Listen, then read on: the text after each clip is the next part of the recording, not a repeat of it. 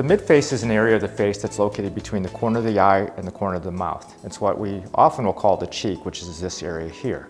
Now, the youthful midface is characterized by this nice natural volume in this region.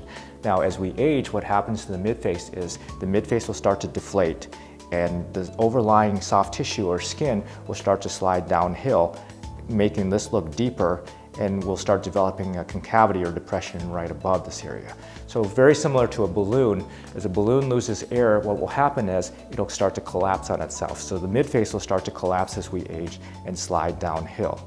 Now traditionally, the method of rejuvenating the midface is a lifting or tightening procedure, what we'll often call the mid-facelift.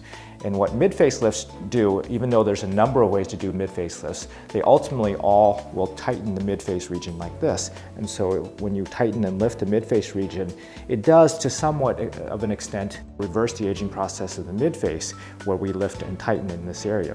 The only problem is it doesn't really address the real cause of the mid-face aging, which is volume loss. So very similar to the balloon that's lost air, the only way you're going to return it back to its original shape is to fill it back up with air. So mid-face aging is best addressed by placing more volume back into the mid-face. And so as you place volume, you'll get a natural lift, and that's why we coined the term volume lift. And so there's a number of ways to restore volume to the mid-face. So you can do a temporary injectable in this area, you can do fat transfer, or you can place a specialized type of implant called the mid-face implant. And my treatment of choice, depending on the patient's choosing, is going to be a mid-face implant.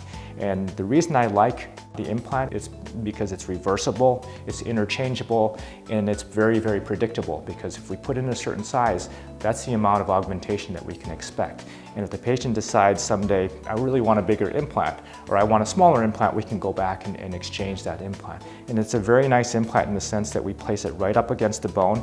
And I'm going to borrow that implant. This is a sizer, so a sizer is going to be blue, but the actual implant is going to be clear. The implant's going to fit in this area because the volume loss is going to be in this area. So it's going to restore the volume in that area. And the implant is placed right up against the bone and it's fixed in place.